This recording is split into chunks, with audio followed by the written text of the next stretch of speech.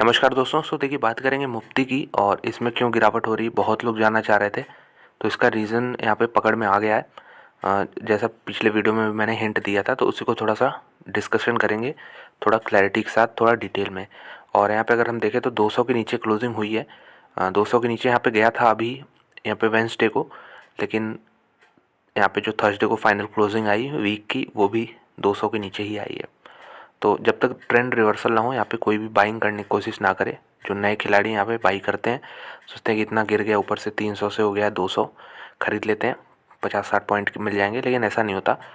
Generally negative trend है तो negative ही रहेगा जब तक आपको कंफर्मेशन ना मिले। कंफर्मेशन कब मिलेगा? पुराना हाई देख रहे हैं ये, इसको तोड़े, और ये जो पुराना लो है, अभी तो लो है इस इनफैक्ट इस समय, तो इसको ना ब्रेक करे नीचे। अगर ये नीचे चलता गया तो फिर कोई यहाँ पे लॉजिक नहीं है बाई करने का, तो इसको थोड़ा सा इग्नोर कर सकते हैं अभी।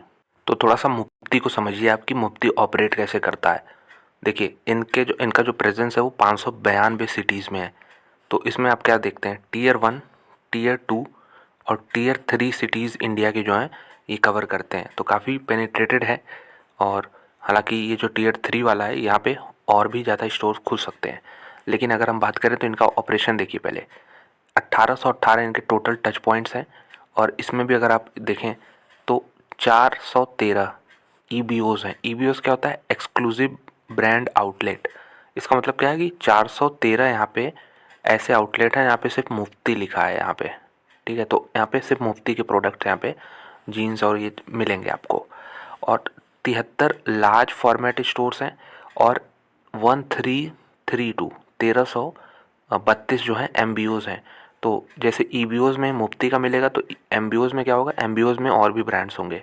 जैसे एक स्टोर होगा, यहाँ पे नाम होगा कुछ, उसमें आपको एक सेक्शन में मुफ्ती का मिल जाएगा, एक में लिवाइस का मिल जाएगा, एक में ली कूपर का मिल जाएगा। तो इस तरीके से एमबीओज़ ऑपरेट करते हैं।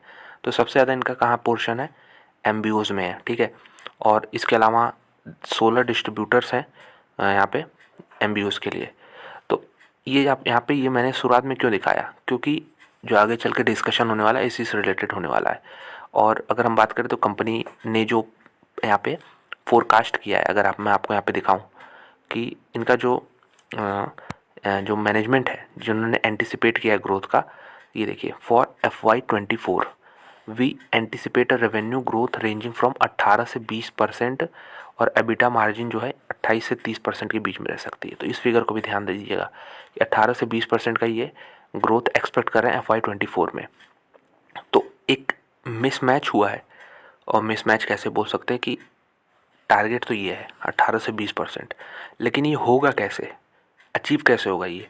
जब इससे क्वेश्चन पूछा गया, इस चीज़ पे क्वेश्चन पूछा गया, तो काफ़ी सेटिस्फैक्ट्री यहाँ पे जवाब नहीं मिल पाया है जो भी लोग यहाँ पे क्वेश्चन पूछे उनको। तो अगर हम देखें तो सबसे पहले तो क्वेश्चन ये था कि देखिए, इनका दो तरीका है। एक एमबीओज ओपन कर सकते हैं, मल्टी ब्रांड आउटलेट्स। देखिए, कोई कंपनी है इस तरह की मुफ्ती की तरह, तो अपना पैसा कैसे बढ़ाएगी, रेवेन्यू कैसे बढ़ाएगी?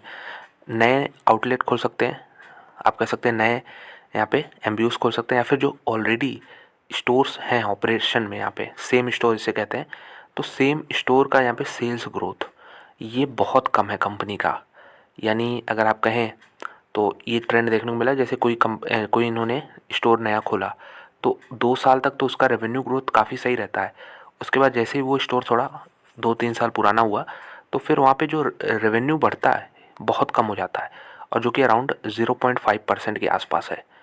तो बताइए, ये इतना कम फिगर है, इससे कैसे रेवेन्यू इंक्रीज़ होगा कंपनी का? टारगेट तो बड़े बड़े हैं, लेकिन अचीव कैसे होगा? और बात रही दूसरी की, यहाँ पे 0.5% का ही ग्रोथ है, जबकि इनका टारगेट है, खुद कह रहे हैं कि 2 से 3% हम एक्सपेक्ट कर रहे हैं कि हमारा जो सेम स्टोर्स है वो ग्रोथ रहे, लेकिन वो देखने को नहीं मिला है। और दूसरी चीज़, जब इनसे पूछा गया कि अगर चलो सेम स्टोर से ग्रोथ नहीं मिलेगी तो आप नए नए तो खोलोगे, तो इन्होंने कहा कि नहीं, हम अपना पूरा बिजनेस जो है प्रॉफिट ओरिएंटेड रखते हैं, और जहाँ देखते हैं प्रॉफिट है वहीं इधर जाते हैं। जैसे इन्होंने एक एग्जांपल भी बताया, तो यहाँ पे देख सकते हैं एक क्वेश्चन आया है कि आपने अगर 17-18% का ग्रोथ का टारगेट रखा है, तो ईबीओ से जो एक्सक्लूसिव ब्रांड आउटलेट्स हैं, जो मैंने बताया यहाँ पे शुरुआत में 413 थे कुछ, तो वहाँ से तो 12% ग्रोथ है। 50-60 ग्रोथ, यहाँ 50-60 स्टोर जो है ऑन 420-430 के बेस पे आई है। और ऑनलाइन देखिए, ऑनलाइन भी लोग सोचते हैं कि बड़ी बड़ी कंपनियां ऑनलाइन काफ़ी बिक्री करती हैं, लेकिन मुफ्ती का थोड़ा अलग ही सिस्टम है। यहाँ पे ये कह रहे हैं कि हमारा ऑनलाइन में हम कुछ प्रेजेंस नहीं रखते हैं, बड़ा नहीं रखते हैं, कुछ माल वहाँ जो पुराना माल होता है बस उसको लिक्विडेट करने के लिए ऑनलाइन प्लेटफॉर्म है। मतलब आप ऐसे समझिए कि जैसे इन्होंने कुछ फ्रेश माल बनाए जो कि नहीं बिके, तो अब ये ऑनलाइन जाके उसको कम रेट में डिस्काउंट ऑफर देके बेचने का उनका सिर्फ प्लान रहता है। ऐसा नहीं होता कि उसमें बहुत बड़ा प्रॉफिट कमाएंगे, उसमें मार्जिन 1 2 3% ऐसे ही रखते हैं ये।